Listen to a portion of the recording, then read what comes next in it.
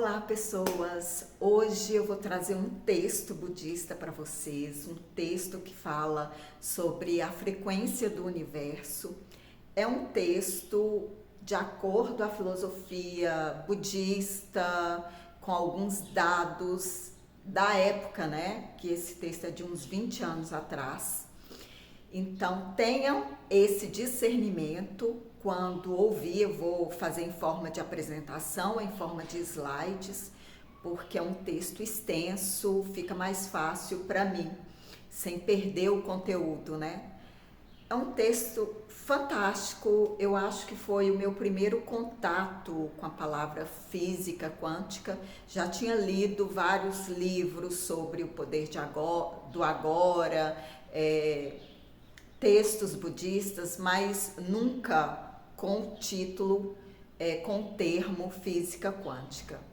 Então acho que vocês vão amar. Foi um texto que me deu muito gás na minha prática budista. Eu fiquei encantada. Eu falei assim, sim, esse é meu lugar, eu sou budista. E eu acho que vocês vão gostar. Vem comigo.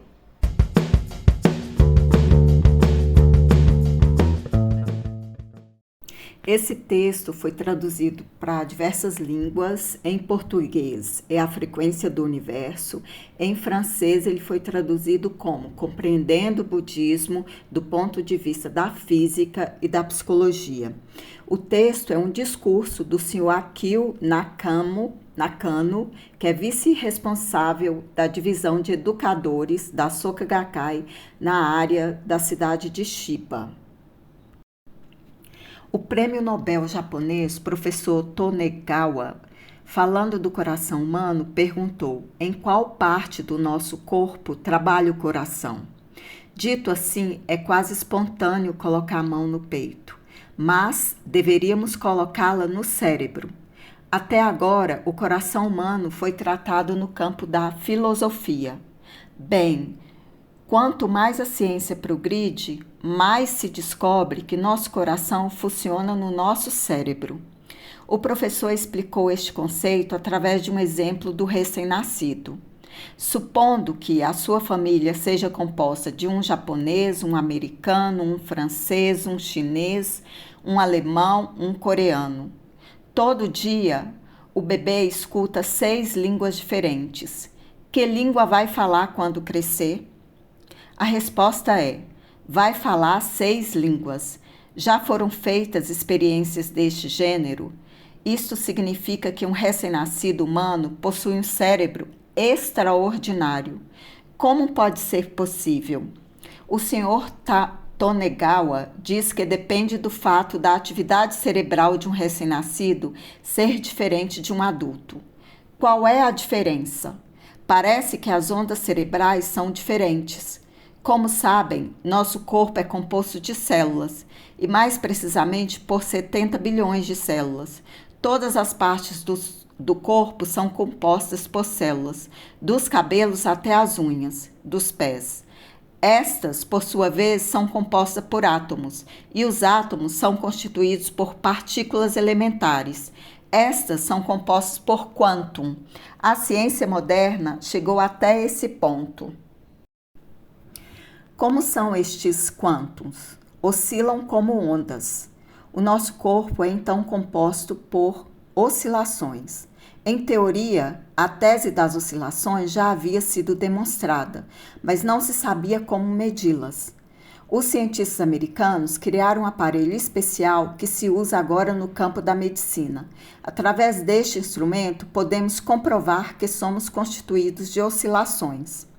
Todas as coisas, sejam plantas ou animais, tudo emite ondas, tudo emite a sua frequência. De todas as frequências emitidas pelos seres humanos, as do cérebro são as mais fortes, mais intensas. O universo também oscila. As oscilações emitidas pelo universo são as mais ordenadas, mais regulares.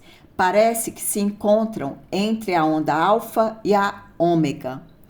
Para falar em termos de estado vital dos seres humanos, as ondas ômegas é um estado muito prazeroso, como um soninho. O estado das ondas alfa é um estado maravilhoso, como se ganhássemos todas as loterias, um estado de perfeita forma. A frequência do universo se encontra exatamente no meio dessas duas frequências. Corresponde ao estado que se encontra entre prazeroso soninho das ondas ômegas e o estado de êxtase das ondas alfa.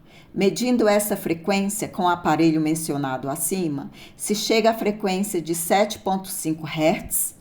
Esta é a frequência do universo. Por este motivo, a frequência de 7,5 Hz é o melhor estado para os seres humanos. Mas pode existir uma pessoa deste tipo? Sim, os recém-nascidos, por exemplo, se encontram num estado de total correspondência com as oscilações do universo. Este é o estado favorável no qual o cérebro assimila tudo de maneira puríssima. Um recém-nascido não é amargurado, chora quando tem fome, mas isso é uma outra coisa. A sua frequência é constantemente 7,5 Hz. Tem lindos olhos, pele luminosa e cresce rapidamente. Sua essência se encontra no melhor estado possível, aquele das oscilações do universo. Por isso, um recém-nascido assimila tudo num breve tempo, mesmo quando cresce com 6 línguas diferentes. Podemos nós adultos que mantemos rancor por outras pessoas, que nos lamentamos de tantas coisas, que sofremos, que provamos sentimento de ira e podemos trair, atingir um estado assim sereno e ideal como recém-nascido? O estado do universo com frequência de 7,5 Hz? Parece ser muito difícil, mas o professor Tonegawa sustenta que até mesmo os adultos podem conseguir. Ele diz que é necessário usar 2 métodos conscientemente. Devemos nos esforçar para lembrar frequentemente de eventos felizes e prazerosos do passado. Desse modo, atrairemos outros eventos alegres e positivos. Observando o nosso passado, perceberemos que vivemos de todo modo coisas boas. Quem busca pensar nessas coisas boas se aproxima da frequência de 7,5 Hz. Vamos supor que temos um casal de velhos chatos como vizinhos que odiamos. Talvez não seja o exemplo mais gentil, mas é somente um exemplo. Supomos que os dois nos critiquem e nos chateiem continuamente. Se pensarmos, quem sabe consigo me desenvolver humanamente através das críticas deles? Na realidade, tive uma grande vantagem de tê-los como vizinhos. Estamos assim nos movendo para a frequência 7,5 Hz do universo. Ao contrário, se pensamos, tomara que morram logo, nos afastamos deste estado. Convém endereçar cada evento que nos acontece para uma direção melhor, mais alegre. Este é o comportamento essencial.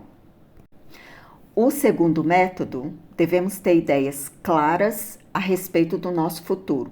Devemos imaginar o nosso futuro de maneira clara e concreta. Damos a ordem ao cérebro, que será assim.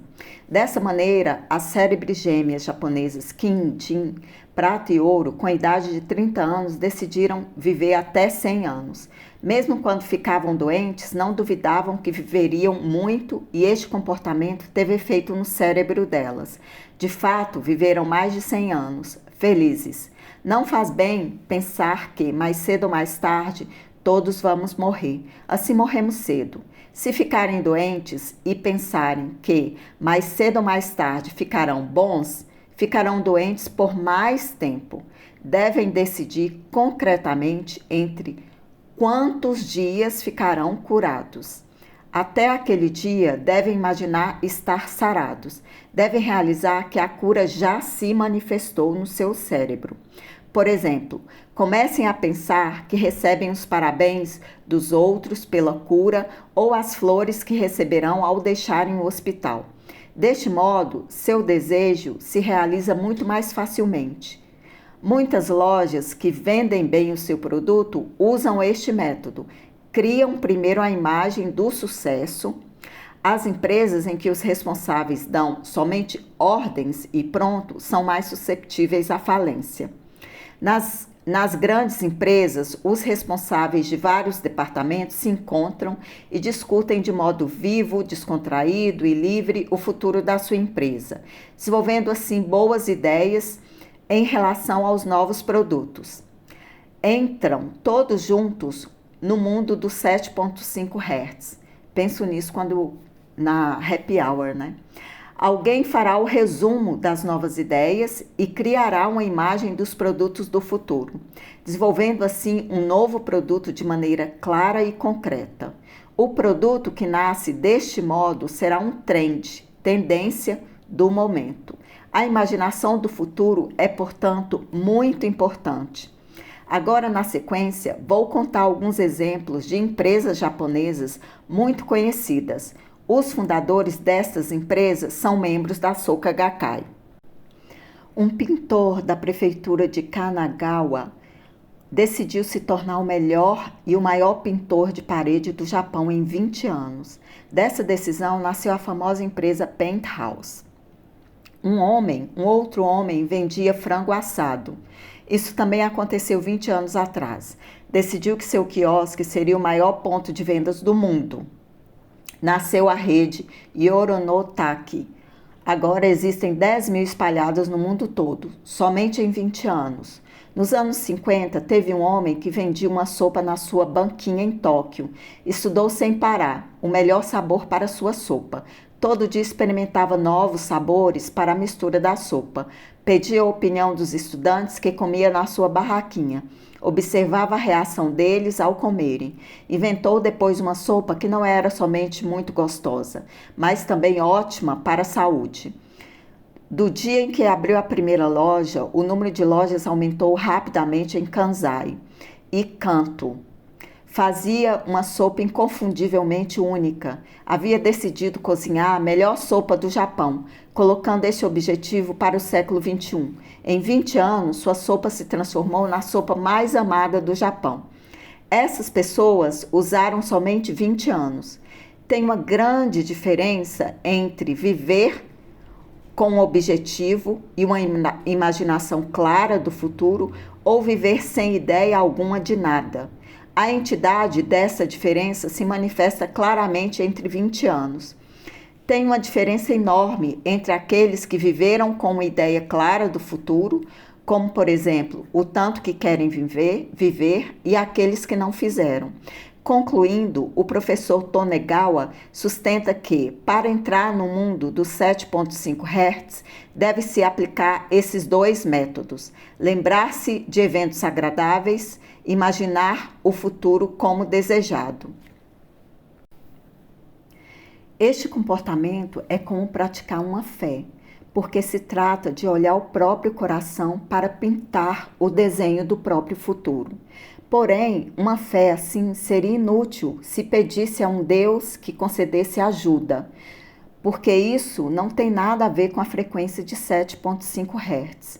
O professor Tonegawa disse que o melhor comportamento na fé é refletir para lembrar eventos felizes e alegres e imaginar um futuro desejável. Os membros da Soka Gakkai praticam esta fé. Todos os dias praticam isso na frente do Gohonzo. O Gohonzo, o pergaminho, não é para eles um Deus ou Buda para adorar. Se trata deles mesmos. A oração dos membros da Soka Gakkai significa observar a própria mente.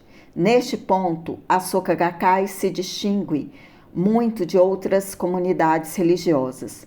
Alguns dizem que se orar com toda a concentração, os caracteres do Gohonzo se moverão, ou poderá ouvir a voz do Buda. Essas afirmações vão contra o bom senso e a ciência. Não serão os caracteres que se movem, mas os olhos dos fiéis. Nenhuma estátua do Buda de madeira ou metal começou a falar. Se alguém ouviu uma voz, deve ter imaginado. Enfim, o que conta é somente como você está trabalhando seu cérebro, como sintonizá-lo com a frequência do universo.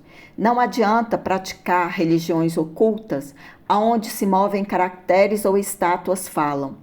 Também não adianta mudar o aspecto do próprio corpo através de métodos supersticiosos para superar o karma negativo e se transformar em pessoas felizes. O que serve para ser feliz é preocupar-se ativamente e concretamente em mover as ondas cerebrais para um estado ótimo. Os membros da Soka Gakkai fazem isso todos os dias. A prática da sua fé corresponde ao pensamento do professor Tonegawa. Os seus pensamentos baseiam-se sob o ponto de vista de um cientista, um físico. Agora, gostaria de colocar como o coração pode ser visto do ponto de vista da psicologia. A psicologia é a ciência que estuda a profundidade do coração humano, discerne o plano consciente do inconsciente. A psicologia estuda o mundo inconsciente. O mesmo acontece com a religião, pois estuda este campo por se preocupar com a profundidade do coração. Sobre a psicologia, existem vários discursos acadêmicos. As religiões não são muito bem vistas na sociedade porque existem muitas e algumas delas são duvidosas e desonestas. Por isso, convém abraçar religiões que sejam conhecidas pela ciência e pela psicologia. No mundo todo, uma religião que é reconhecida publicamente pela psicologia moderna é o budismo praticado na Soka Gakkai. Vou explicar o porquê. A Sociedade de Psicologia dos Estados Unidos é uma comunidade científica que goza de grande prestígio e autoridade no mundo todo. É composta por selecionados prêmio Nobel, professores universitários e psicólogos. É a primeira associação científica do mundo cujos membros são somente 300 selecionados entre os melhores cientistas e estudiosos. Por ocasião da Assembleia Geral de São Francisco, 12 de agosto de 1996, o presidente da comunidade, o professor Seligman, explicou: o século XXI é a era do coração. O coração é um objeto que vem sendo tratado pela religião e por nós, mas tem uma comunidade religiosa que é única a tratá-lo como nós, e nós queremos colaborar com esta comunidade. A sua sede é no Japão e chama-se Soka Gakkai. Por isso, queremos fazer do século XXI uma era em que a Soka Gakkai e nós, a Sociedade de Psicologia dos Estados Unidos, possam ser uma única coisa. Isto é, século da união dessas duas realidades. Depois disso, no ano seguinte, ocorreu a Assembleia Geral de Chicago, na qual foram convidados alguns professores da Universidade Soka. Juntos, começaram a estudar sobre o Gohonzon, objeto da fé da Soka Gakkai. Desde então, a The Association Psychology of All the United States e a Soka Gakkai estão examinando juntos o Gohonzon. Existem bons motivos pelos quais esta associação reconhece somente a Soka Gakkai. A psicologia e a religião estudam o coração, mas o pensamento de base não é o mesmo.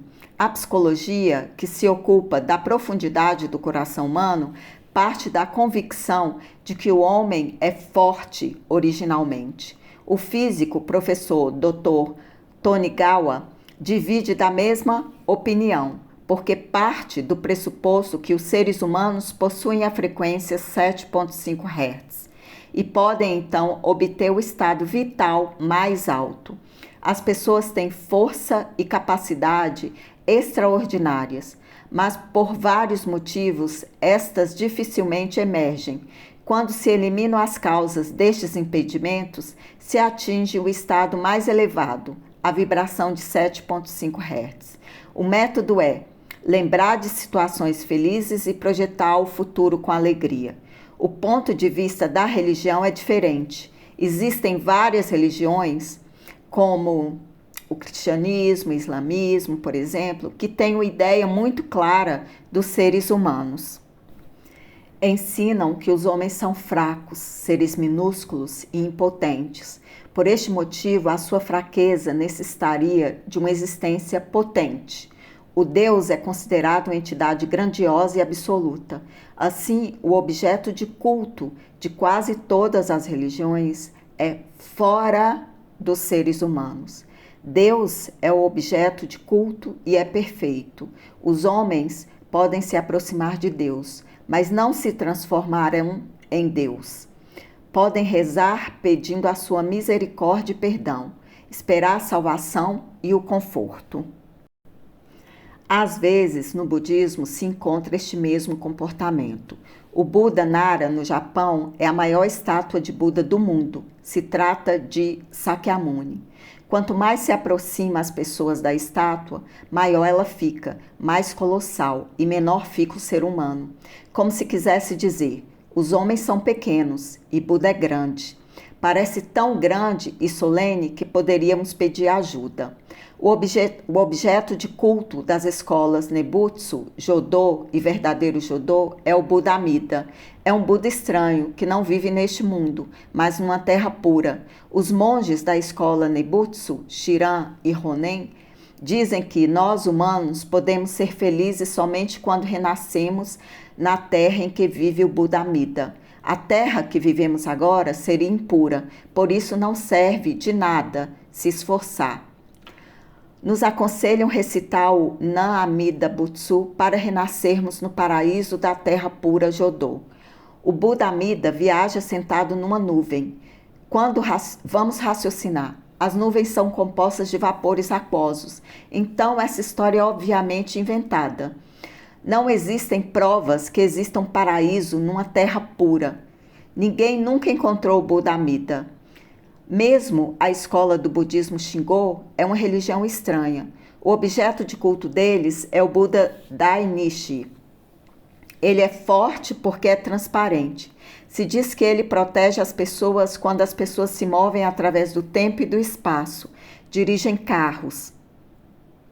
O Monte Narita, na prefeitura de Chiba, é a meca da escola Shingon. Por este motivo, em muitos carros do Japão, o amuleto é o Monte Narita, para proteção contra acidentes em carros. A estatística mostra que a maior parte dos acidentes de carros acontece na prefeitura de Chiba. Esta é mesmo uma história estranha. A segunda cidade que mais possui acidentes rodoviários é Kawasaki, prefeitura de Kanagawa. Ali se encontra o templo da escola Shingon. A fé da comunidade religiosa da Soka Gakkai é muito diferente. Não se busca objeto de culto fora de si. O objetivo da prática está na observação e fortificação de si mesmo. Esforçamo-nos para abrir o próprio potencial. Procuramos extrair a força do Buda e das funções protetoras do universo de dentro de nós mesmos. Sob este ponto de vista, a Soka Gakkai concorda totalmente com a Sociedade de Psicologia dos Estados Unidos. O ensinamento da psicologia é claro e fácil de compreender.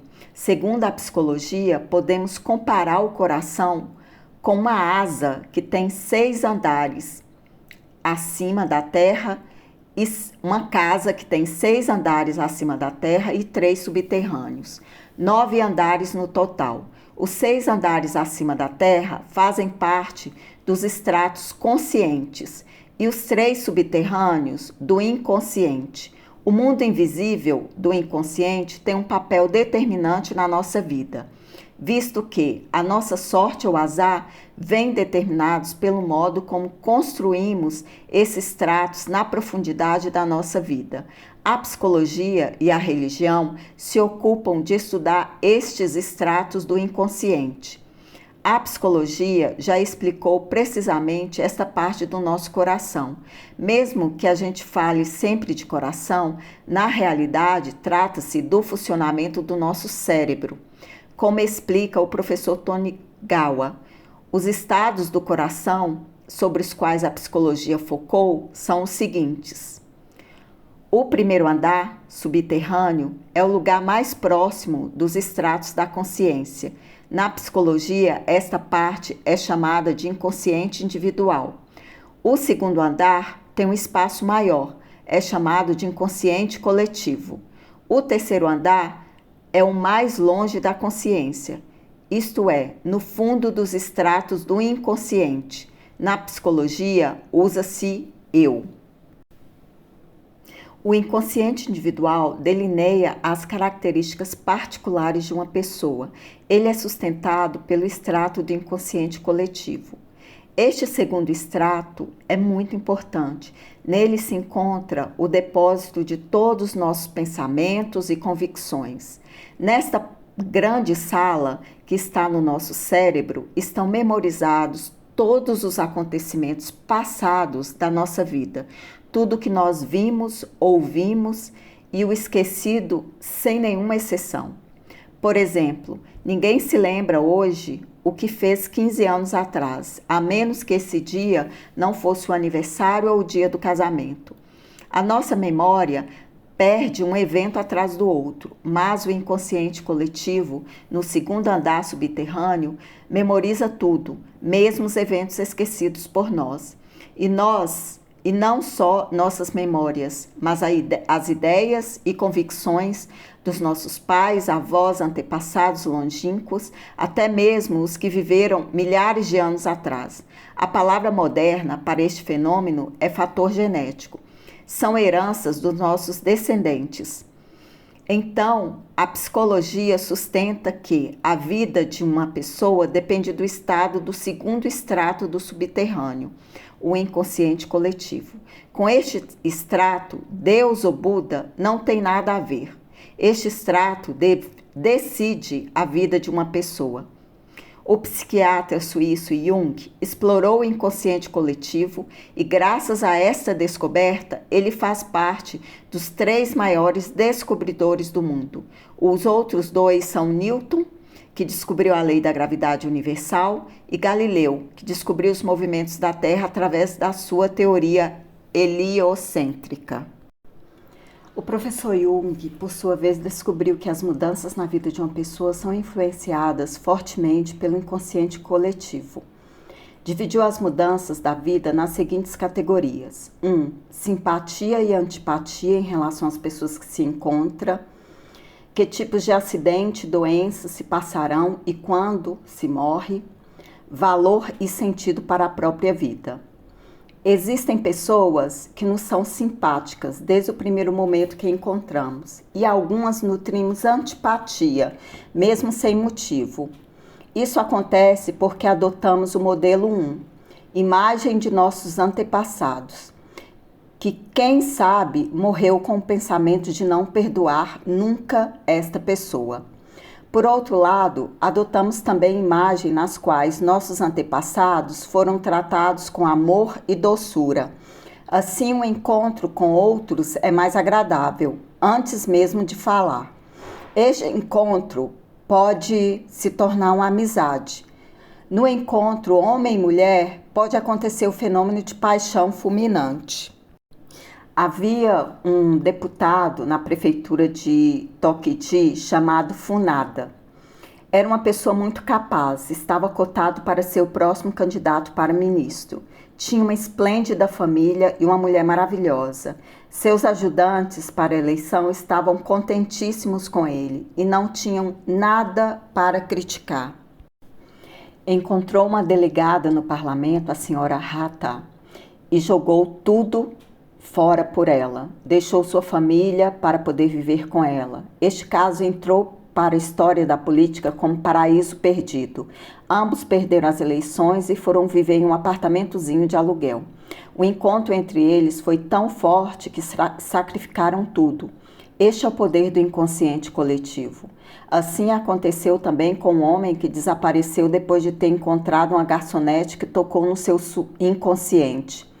Isso não vale somente para homens, mas também para as mulheres. Elas também são capazes de deixar tudo por um destes encontros. O inconsciente coletivo influencia também o modo de viver acidentes. Algumas pessoas vivem muito, outros quase nada. Isso também é um tema muito discutido pela psicologia. Um cientista estudou o passado da família de um homem que viveu muitos acidentes e descobriu que também seus antepassados sofreram frequentes acidentes. O psiquiatra estudou os antepassados daquele homem até chegar à era EDO. Os seus antepassados frequentemente morriam em acidentes caindo do cavalo. Na era seguinte, Meiji, alguns antepassados morreram caindo de Shinrikisha, um meio de transporte, ou atropelados por um veículo a vapor. Assim, o psiquiatra descobriu que muitos dos antepassados foram mortos por veículos e nosso homem havia adotado o inconsciente coletivo da família. A mesma coisa vale para as doenças. Acontece frequentemente que os membros de uma família e seus antepassados morrem pela mesma doença. Segundo as características baseadas no estudo de ao menos 10 gerações, os antepassados das pessoas em questão morreram mais ou menos com a mesma idade. Mesmo em caso de divórcios, observou-se que alguns antepassados da mesma família haviam divorciado no mesmo período depois do casamento. A psicologia demonstrou que as pessoas agem segundo o mundo do inconsciente coletivo. Logo, não se pode contar com as palavras ou ameaças de algumas religiões. Nem talismãs ou amuletos podem nos proteger. Neste caso, nosso inconsciente coletivo se programou de modo a nos enganar facilmente. A psicologia descobriu tudo isso que está na esfera coletiva, no segundo andar subterrâneo.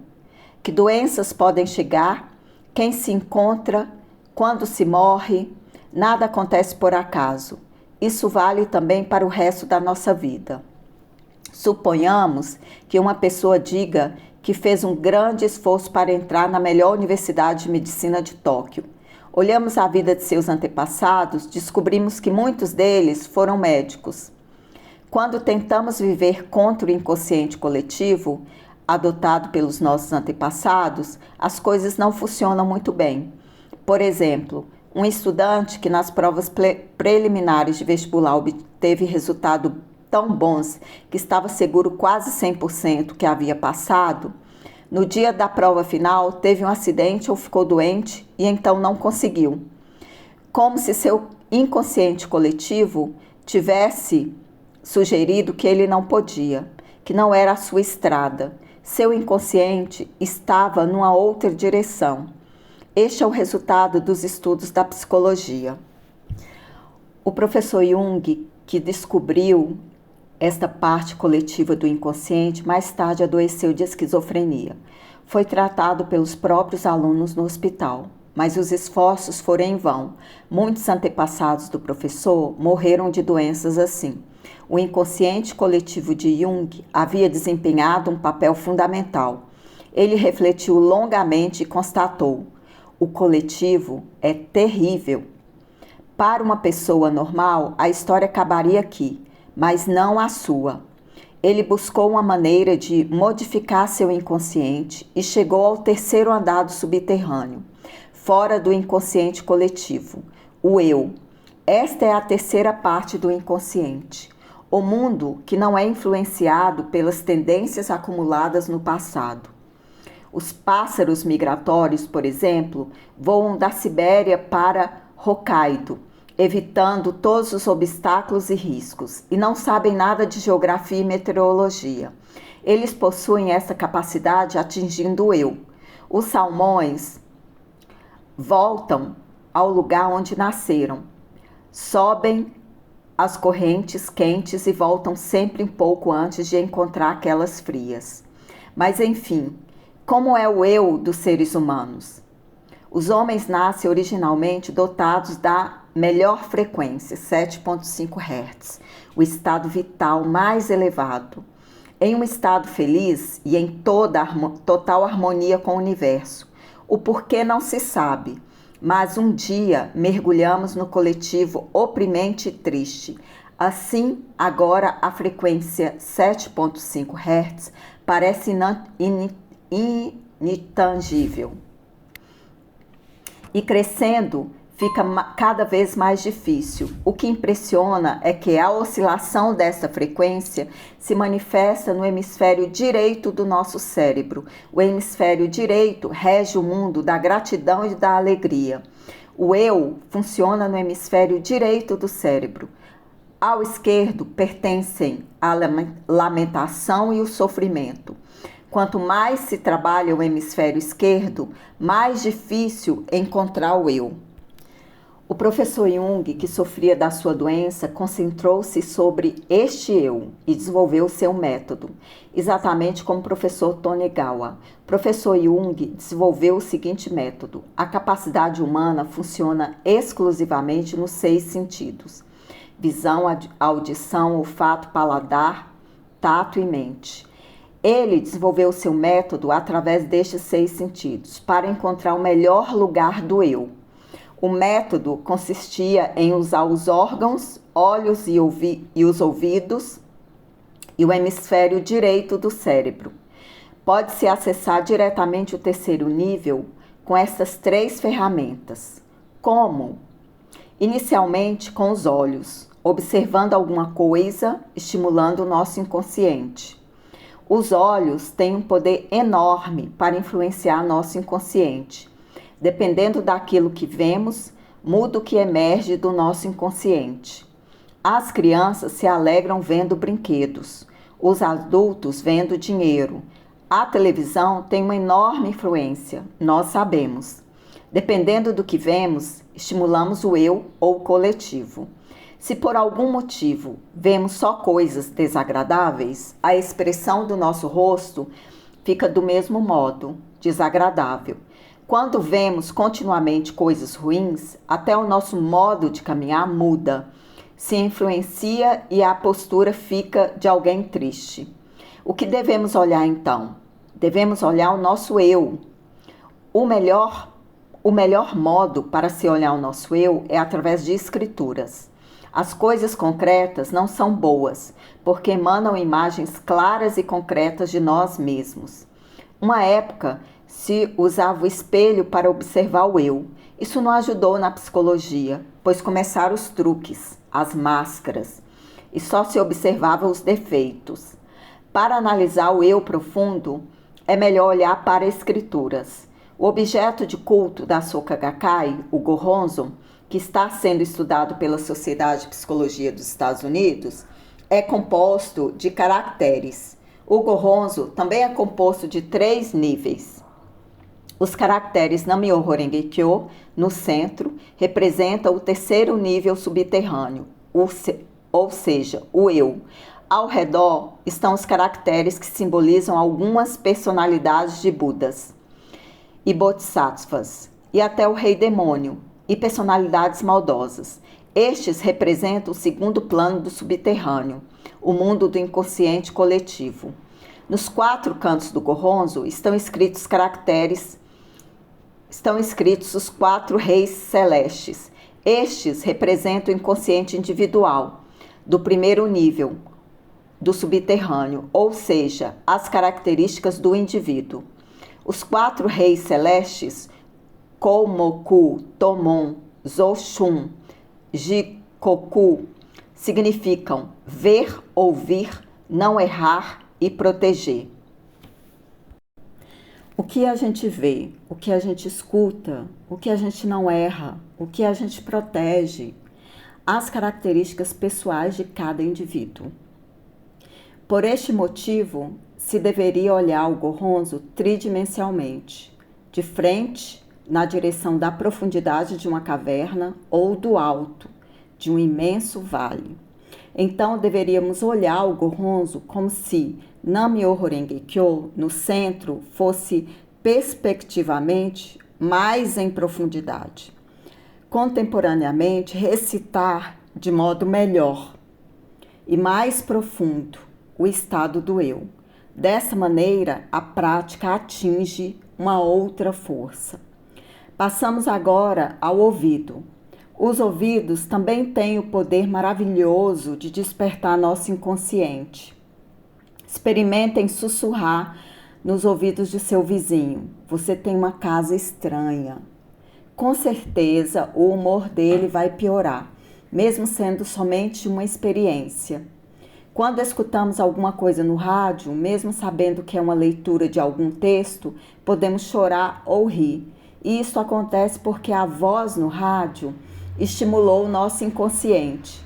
Cada um forma a imagem que quiser com esta voz. É muito importante prestar atenção no que se ouve. As melhores coisas para o hemisfério direito do nosso cérebro são as coisas alegres e estimulantes. Este hemisfério prefere ouvir palavras de gratidão. Quando uma pessoa escuta palavras de gratidão, seu hemisfério direito fica altamente ativo. O esquerdo nem reage, porque é o lugar das lamentações e dores. As pessoas ficam muito felizes com agradecimento, porque ativam o hemisfério direito e se aproximam da frequência 7.5 Hz. Neste modo, as pessoas são mais alegres e leves. Nam-myoho Renge-kyo, escrito no centro do Gohonzo, é uma frase indiana escrita em kanji, caracteres chineses. Em sânscrito se diz Nam Dharma Pudarika Sutra, que de forma abreviada quer dizer obrigada. Obrigado. Logo, uma palavra de gratidão, obviamente, cada simples caractere tem um significado profundo, mas resumindo, é obrigado. Porém, um obrigado milhões de vezes mais forte do que um normal. Anos atrás, um japonês de nome Nichiren Daishonin definiu Nam-myoho Renge-kyo como a expressão da melhor vibração. Nam-myoho Renge-kyo significa obrigado do fundo do meu coração. A fé como prática. Com base nas duas explicações, seja tanto do ponto de vista da física quanto da psicologia do professor Jung, podemos refletir sobre como deveria ser uma fé correta. Com esta base, tem-se a conclusão que seria melhor, ou melhor, não há outro modo, que a fé praticada com o comportamento que vemos na Soka Gakkai. Porque o comportamento de lamento, que pede ajuda, tem só efeito negativo e se afasta cada vez mais das melhores vibrações da vida que temos à nossa disposição. Porque ativa somente o hemisfério esquerdo. Precisamos ativar o hemisfério direito. E, para tanto, precisamos do comportamento de fé, da gratidão que estimula o hemisfério direito. Aqueles que recitam Nam-myoho Renge-kyo cotidianamente, como os membros da Soka Gakkai repetem continuamente a expressão da gratidão e estimulam o terceiro nível subterrâneo, o eu, um lugar cheio de felicidade. Um recém-nascido vive, sobretudo, no mundo da gratidão e da alegria, isto é, no mundo da felicidade. Este estado é a base dos sentimentos humanos, da frequência 7.5 Hz. É a vibração da base dos seres humanos. Repito, o melhor modo para fazer emergir este estado é exprimir muitas vezes palavras de gratidão. Como e a quais coisas podemos agradecer para ativar a gratidão no melhor modo possível? Bom, existem 3 modos. Precisamos agradecer as coisas pelas quais é fácil ter gratidão, devemos ter gratidão. Agradecer por aquilo que não nos evoca gratidão de forma alguma e agradecer o futuro. Meditando deste modo, nos sentiremos absolutamente fortes. De outro modo, pode acontecer que mesmo recitando 1 hora de Daimoku, Nam-myoho Renge-kyo, com força, nos sentiremos cansados e acabados no final. Existem pessoas que, de repente, no meio da recitação, sentem vontade de limpar o oratório, ou pior, que se levantam rápido, como se tivessem lembrado de alguma coisa importante. Começa a arrumar certas coisas, enquanto a boca recita o Daimoku, o Nam-myoho Renge-kyo, e depois voltam a sentar na frente do oratório como se nada tivesse acontecido. Isso ocorre porque usam o hemisfério esquerdo para recitar o mantra. É indispensável usar o hemisfério direito para recitar. Já mencionei também que para conseguir isso, precisamos usar os olhos e os ouvidos para recitar. Usando o hemisfério direito, será fácil recitar muito Daimoku, meditar por longas horas. Vejamos como usar o hemisfério direito durante a recitação. O primeiro grau da gratidão inclui a oração, por isso temos que agradecer. Não é bom orar deste jeito. Por favor, Goronzo, me ajuda. Isso é lamentação do hemisfério esquerdo do cérebro e faz parte do inconsciente coletivo. Em quase todas as religiões se oram assim. Então, não devemos pedir ao Goronzo. Orar dessa forma, meditar dessa forma, não é correto, porque usamos o hemisfério esquerdo do cérebro. Temos que parar de fazer assim. Ao contrário, lembrar tudo que temos a agradecer. Tipo, esta coisa linda me aconteceu, esta pessoa me apoiou, coisas por coisas, uma depois da outra. Não importa quanto pequenas possam parecer. Tornarão todas lembranças positivas e agradeceremos por isso. Podemos repetir várias vezes o mesmo tipo de agradecimento. Nos sentiremos imediatamente melhores, porque estimulamos o hemisfério direito. O segundo grau da oração da gratidão é aquilo que não nos causa gratidão.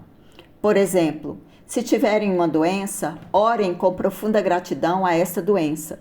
Sou profundamente agradecido, pois dessa maneira poderei mudar meu karma definitivamente. Sou profundamente agradecido, porque dessa maneira tenho aprendido bastante. Sou grata a essa doença, porque tenho aprendido bastante. Recitar com esta compreensão, até para os problemas do seu casamento, relacionamento com filhos, problemas de relacionamento em geral ou desemprego, por todas as dores e sofrimentos, agradecer deste modo. Não devemos orar, por favor, Goronzo, que eu possa curar minha doença, me ajude a ver isso ou aquilo, me ajude a conseguir um emprego. Esse tipo de oração que suplicamos a graça não ajuda, pois nasce da lamentação. A oração, durante a recitação do Daimoku, deve nascer da gratidão. Assim se obterá a resposta. Se tiverem uma vizinha antipática, recitem: obrigada, vizinha, de coração. Este comportamento faz ultrapassar os limites do inconsciente coletivo, que vem sendo passado de geração a geração, dizendo budisticamente o seu próprio karma das suas gerações. Jung também confirmou que este comportamento é determinante. Na terceira fase, devemos agradecer nosso futuro. Precisamos imaginar o próprio futuro, como desejamos, formar essa imagem até superar o problema atual que enfrentam, que parece impossível de superar e duro de ultrapassar. Decidam o dia, mês e ano que vão superar. Não importa se o seu médico disse que a sua doença não tem cura. Você vai decidir o dia, o mês e o ano que vai curar. Faça um passo à frente e recitem: a minha doença já foi curada. Jung disse que ter um fato como já ocorrido é mais eficaz. Se diz que o presidente Queda já tenha desenhado e pintado Soka Gakkai daqui a 500 anos, de maneira completa, e no seu coração já começou a imaginar Gakkai depois de 500 anos. Para concluir, vocês decidem quando querem encerrar o problema do sofrimento que passam, com sua doença, ou casamento, ou filho, enfim, tudo. Escolham o dia exato, criem a imagem, formulem a oração. Já no passado, já aconteceu, e agradeçam por isso.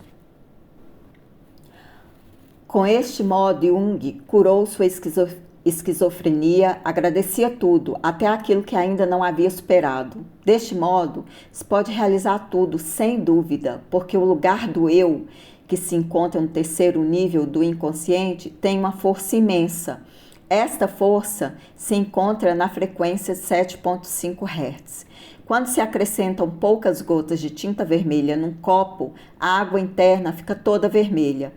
Mesmo trocando de copo, a cor da água não muda. fica vermelha mesmo trocando de copo muitas vezes. O mesmo vale para o nosso inconsciente coletivo. Continuamos influenciados pelo segundo plano do subterrâneo da mente. Mas quando colocamos a água num copo maior, cheio de água, tipo um balde, a cor vermelha será invisível, só por um momento. Depois desaparecerá completamente, porque se misturou com muita água limpa. O terceiro nível inconsciente, o eu, é como o balde grande. Imagine uma piscina cheia de água. Nosso inconsciente coletivo pode ser o exemplo do copo de água com a tinta vermelha. A cor não importa. O karma de cada um tem uma cor diferente. Bem, a cor desaparece quando se joga a água do copo na piscina.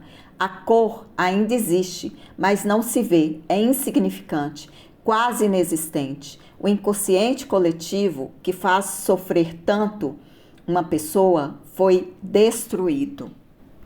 Por que as coisas acontecem quando se ora desta maneira? O motivo é o eu, que faz parte da vibração 7.5 Hz, que pode influenciar com suas ondas até o eu de uma outra pessoa. A onda e a vibração da nossa vida é transmitida aos outros. Isso vale para tudo, para os animais, para todas as relações humanas. Sua vibração atinge a vibração do outro. Se orarem para o outro, a vida dele vai vibrar com a sua. Todos os problemas de relação que fazem sofrer podem ser superados com este princípio, não tenham dúvida. As pessoas mencionadas no começo deste estudo oraram desta maneira, são membros da Soka Gakkai. É suficiente que um membro da família comece a praticar. É suficiente que um único membro da família comece a praticar. Suas vibrações chegarão aos outros membros da família e tudo começará a mudar cada vez mais. Podemos ver e sentir. O sucesso dessas pessoas é que não oravam pedindo a um Deus ou ao Buda. A fé dessas pessoas não tinha nada a ver com súplicas, pedido de ajuda ou lamentação. Isso faz parte do hemisfério esquerdo. Quando recitamos, temos que usar o hemisfério direito do cérebro para aproximar-nos da vibração de 7.5, que é a nossa vibração inicial. Vamos fazer emergir simplesmente a vibração da nossa vida na origem. O Gohonzo existe com este objetivo e nós usamos nossos olhos e ouvidos para observar a nós mesmos. Deste modo, não haverá oração sem resposta. Dicas para elevar a vibração e para obter resposta de cocriação. Pegue um pote de vidro, escreva seus desejos como já tivesse acontecido e agradecendo. Por exemplo, muito obrigada pelo carro X, da marca X, da cor X. Coloque uma semente dentro desse papel, dobre e coloque dentro do pote. Por fora do papel, escreva carro, para você saber o que se trata aquele papel. Quando o seu desejo, você cocriar esse objetivo, você tira o papel e enterra. Agradeça por ter realizado essa cocriação, enterre. Então, faça isso com vários desejos pequenos, específicos, desejos grandes, e vá criando o seu pote de gratidão. Medite pelo menos 10 minutos por dia. Coloque um alarme de 10 minutos no celular. Existem vários tipos de meditação. Meditação por observação, meditação guiada, meditação silenciosa, meditação com mantras. Se possível, faça pela manhã, ou antes de dormir, ou 2 vezes ao dia, pela manhã e antes de dormir. Pode começar com 1 minuto e ir para 2, 3, até chegar no mínimo 10 minutos. Coloque a energia correta para o início do dia. Uma meditação cheia de gratidão. Vocabulário. Escolha palavras positivas. Dificuldade, troque por desafios. Vai fazendo uma anotação das palavras que você pode usar no lugar de algumas que você tem usado. Faça uma lista sempre que ouvir alguma interessante, palavras de elogio, palavras de agradecimento. Anote todas e mude seu vocabulário.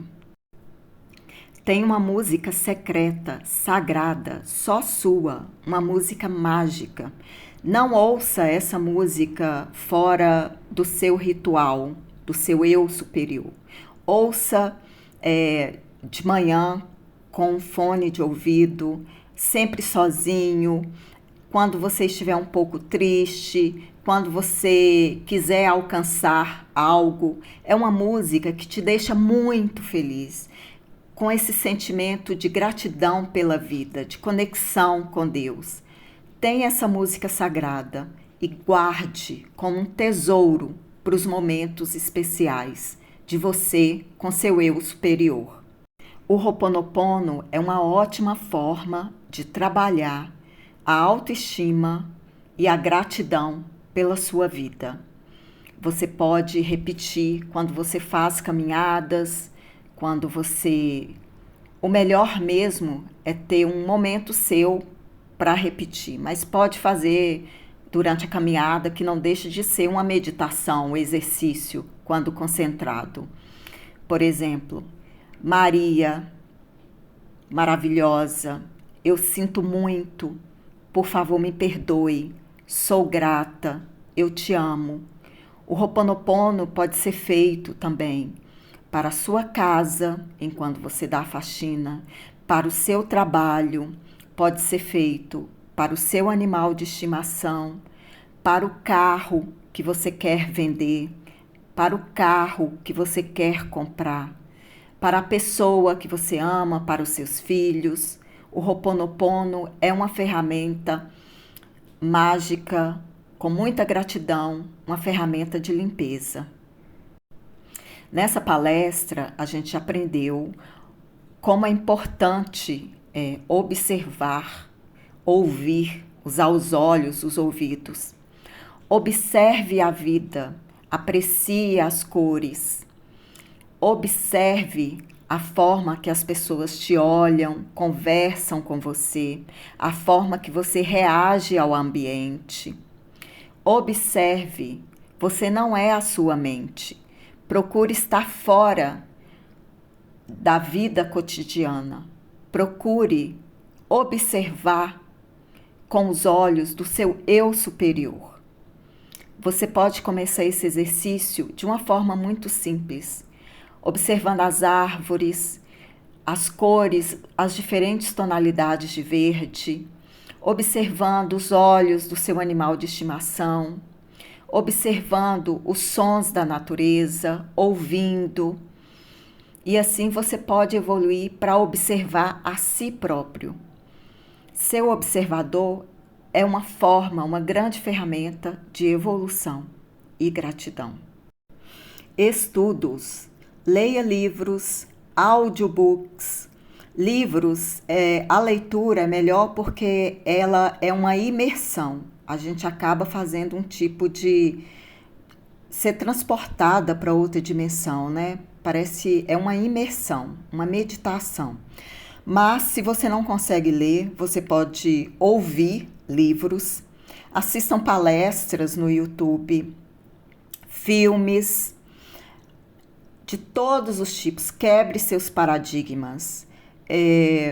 O Pablo Marçal, falando sobre cristianismo, sobre Cristo, né? Ele é um cristão, me fez entender muito o budismo. A ressonância harmônica me fez entender muito o funcionamento do mantra budista. Então, quebre os seus paradigmas, beba de várias fontes, use o seu discernimento para pegar essa informação, transformar em conhecimento e absorver como sabedoria. Estudo é fundamental. No budismo, o budismo só pode existir se estiver prática, fé e estudo ao mesmo tempo. A prática são os ensinamentos budistas implementados na vida diária e o mantra, a meditação budista. A prática é a meditação e a implementação dos estudos budistas na vida diária. O budismo se vive na vida diária. A fé é a fé em nós mesmos, no nosso eu superior, no nosso eu. O estudo é o estudo das escrituras budistas, de tudo que a gente vê, das pessoas, de tudo. Então, não pode haver budismo se não houver prática, fé e estudo. Obrigada.